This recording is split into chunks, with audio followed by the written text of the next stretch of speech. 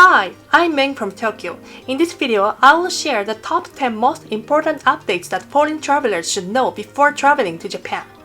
Whether you're visiting Japan for the first time or returning for another trip, you might find yourself wanting to understand the country on a deeper level. This video is for you. We also offer private tours in Tokyo, Osaka, and Kyoto, so feel free to contact us through the link below. Alright, then let's go! Number 1. Japan Entry Rule. Japan plans to launch JESTA, an electronic travel authorization system similar to the US ESTA, starting in fiscal year 2028. This system will require travelers from countries and regions that are exempt from short-term visas to complete an online pre-departure screening before entering Japan. Applicants will be required to register information such as their occupation, purpose of travel, and accommodation details in advance. Travelers who do not receive this pre-approval may be denied boarding on flights or ships bound for Japan. Similar to the US ESTA, a fee is expected to be charged, although the exact amount and detailed operational rules have not yet been officially announced. The introduction of JESTA is expected to improve immigration efficiency and strengthen security measures, allowing eligible travelers to enter Japan more smoothly. However, JESTA has not yet begun operation, and no official website or app has been released. Therefore, this system does not apply to travelers visiting Japan in fiscal year 2026. At this time, you can still travel to Japan visa-free under the current rules. Recently, many videos and advertisements about JESTA have appeared on social media, so please be cautious and avoid clicking on unofficial websites or suspicious links. Number 2. Visit Japan Web. Visit Japan Web is an official service from the Japanese government that lets you pre-register before entering Japan to make immigration procedures faster and easier. The government also recommends using this service. Visit Japan Web can make airport entry smoother and help save time, but it doesn't guarantee shorter lines. There are 3 main advantages. First, you don't need to fill out the customs declaration form usually handed out on the plane. Second, you can pass through customs using a QR code without waiting in line at the manned counter. And third, your entire immigration process at the airport will be much quicker. While Visit Japan Web isn't mandatory, pre-registration is strongly recommended, especially if you want to enter the country smoothly and avoid long lines. You can easily register online using your computer or smartphone, so it's a good idea to complete this before your trip. One more thing to watch out for. In June 2025, the Japanese government warned about fake websites pretending to be the official Visit Japan Web, charging unnecessary application or handling fees. The official website, managed by Japan's digital agency, is completely free. So, please be careful and make sure you register only on the official website. Number 3. New Airline Rules. One important thing to be aware of when entering Japan is the rule for carrying power banks on airplanes. You must carry them in your hand luggage. Also, each unit must be 160 watt-hour or less. For most smartphone-sized power banks, this won't be a problem, but you need to be careful with larger capacity ones. In addition, a new rule has recently been introduced by all major Japanese airlines such as JAL and ANA. Until now, you could store power banks either under the seat or in the overhead bin. But now, placing them in the overhead bin is prohibited. Background is a serious incident in Korea where a power bank actually caught fire on board, causing an in-flight fire. Some passengers were injured, and in response, Japan also strengthened its safety rules. So, the rule is that power banks must be stored under the seat in front of you or kept with you at all times. This way, in case of overheating or fire, the cabin crew can respond immediately. When traveling to Japan, remember these 3 rules: no checked luggage, capacity limit, and keep it under the seat. Number 4. Shinkansen Luggage Rule Update. Be sure you know the rules and possible extra fees. On trains like the Nozomi and the Hikari, if your luggage is larger than 160 cm in total when you add up the length, wind, and height, it's best to book a seat called seats with an oversized baggage area in advance. The luggage space is right behind the last row of seats, and only people with a reservation can use it. If you bring a big suitcase without booking, you will have to pay an extra 1,000 yen on the spot. Up until now, some people without reservations use this space without permission, which caused problems. Since July 2025, a new oversized baggage compartment has been introduced on a trial basis. It's free to use and works on a first-come, first-served basis, so there's no guarantee you will get the spot. That's why making a reservation online ahead of time is still the safest option. For more details, check out my Shinkansen travel guide video where I walk you through this step by step. Number 5. No reservation, no entry. Recently in Japan, more and more attractions now require advance reservations. We often hear stories like, I came all the way to Japan but when I got there, it was fully booked. So you really need to plan ahead. For example, Tokyo Disneyland stopped selling tickets at the gate in 2024 and the Universal Studios Japan followed in May 2025. The Osaka Expo is also fully reservation-based. Other popular spots like Team Lab, Shibuya Sky, the Ghibli Museum, and the Pokemon Cafe basically all need online booking too. Even climbing Mount Fuji now has restrictions. From 2024, the number of climbers is capped at 4,000 per day and the fee system was introduced to manage overcrowding. Even if you want to go casually, sometimes you just can't get in.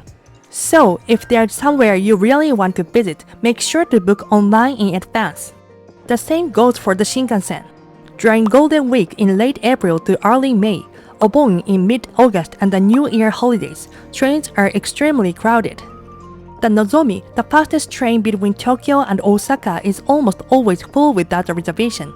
So, be sure to book a reserved seat ahead of time. The booking process is also explained in my Shinkansen guide video. Number 6. New tax-free system. In Japan, a 10% consumption tax is applied to almost all products except food items. However, foreign tourists can shop tax-free by using the tax-free shopping system. Right now, this system is at the major turning point and new rules will be introduced starting in November 2026. Here are the main changes. 1. Introduction of the refund system. The current method of buying items at the tax-free price in stores will be abolished. From now on, you will first pay the tax-included price and then get the refund at customs when you leave Japan. To receive the refunds, you will need to prove that you are actually taking the goods out of the country. 2. Removal of purchase limits for consumables. The previous daily limit of 500,000 yen for consumables has been eliminated. There's no longer an upper spending limit. 3. Abolition of special packaging. Previously, duty-free items had to be sealed in a transparent bag so they couldn't be opened in Japan. This rule has been removed so items will now be given to you in regular shopping bags. Be careful not to open them before leaving Japan. 4. Shortened deadline for taking items out of Japan. Until now, items had to be taken abroad within 6 months of purchase. This period has been shortened to 90 days. If you don't take them out within 3 months, the tax exemption becomes invalid. These reforms are aimed at preventing abuse of the system and ensuring stable tax revenue. I will keep you updated as soon as new information becomes available. Number 7. New shipping rule. If you're thinking about sending items overseas from Japan, there are a few important rules you need to know. The first one is the end of the separate tax-free shipping system. Until recently, if you bought tax-free items in Japan, you could send them abroad yourself through the post office. But since April 2025, this system has already been abolished. From now on, only shipments sent directly from the tax-free shop to overseas addresses are eligible for tax-free treatment. On top of that, there are restrictions on what you can send and some items are completely prohibited. For travelers who want to ship items without using the tax-free system, here are 3 key things to watch out for. 1. Alcohol. Many alcoholic drinks are restricted from being shipped from Japan, and even if you manage to send them, countries like the US and Canada generally do not allow them to be imported. 2. Power banks. These cannot be shipped from Japan at all. Batteries built into devices such as cameras may sometimes be allowed under certain conditions, but it depends on the destination country's rules. 3. Food. Fresh products such as meat, dairy, and fruit cannot be shipped. Snacks and instant foods can usually be sent from Japan, but again, they may be restricted depending on the import regulations of the destination country. When it comes to shipping services, the main options are Japan's Post EMS, which is affordable and good for small packages, DHL, which is more expensive but offers speed, reliability, and detailed tracking, and Yamato Transport International Courier Service. No matter which service you use, the rules will vary depending on the item and the destination, so always check the official website for the latest information before sending. Number 8. New banned items. Bringing certain items into Japan without knowing the rules can result in heavy fines, or in the worst case, you could even be denied entry. Here are 6 things you really need to watch out for. First, food. Meat products, fruits, and vegetables are not allowed. Canned food is an exception, but most other items will likely be confiscated. Next, fake brand goods. Counterfeit bags, watches, and clothing will be seized. Products made from endangered species are also banned. You cannot bring in things like crocodile or tiger fur. Third, drugs. Even if they are for medical use, you cannot bring them in without prior approval. For cash and gold, if you are carrying more than 1 million yen in value, you must declare it at customs. Lastly, weapons and self-defense items. Knives, stun guns, and sprays are not allowed in your carry-on. If you are bringing kitchen knives, they must be packed in your checked luggage. In addition, rules on bringing e-cigarettes and plants have recently become stricter. For more details, check out another video on this channel. Number 9. New drinking rule. In Japan, it's common to enjoy drinking outdoors during cherry blossom viewing, festivals, or after events, often in parks or on the streets. However, in recent years, especially in Shibuya, large groups drinking on the streets have become a problem, with some people even blocking convenience stores' entrances. This has raised serious concerns about public order and safety. It's said that not only tourists but also many locals have been involved. In response to this situation, starting in 2024, Shibuya World introduced a year-round ordinance that bans street drinking from 6 p.m. to 5 a.m. There is no fine, but if you are caught drinking on the street, you will be asked to stop.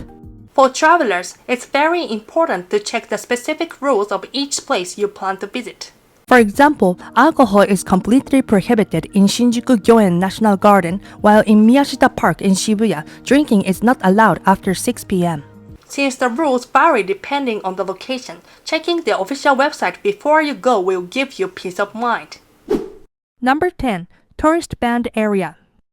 In Japan, there are increasing cases where tourist photography is affecting the daily lives of local residents. In Kyoto, for example, more and more people were chasing and photographing maiko without permission. A maiko is an apprenticed traditional Japanese performer known for her colorful kimono and white makeup. This caused narrow alleys to become overcrowded and disrupted the lives of residents. As a result, some alleys are now off limits and violators can be fined 10,000 yen.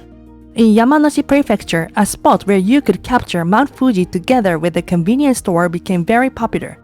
However, problems arose as people blocked roads and left trash behind. Complaints from residents piled up, and as a safety measure, new barriers were installed. You can still see the view of Mount Fuji, but crossing the road at the spot is now restricted. Because of situations like these, rules and restrictions regarding photography manners have been strengthened in many tourist areas. The ban on entering alleys with maiko in Kyoto and the closure of the Mount Fuji photo spot are 2 representative examples. That's all for today. Don't forget to subscribe and hit the like button. See you at the next video.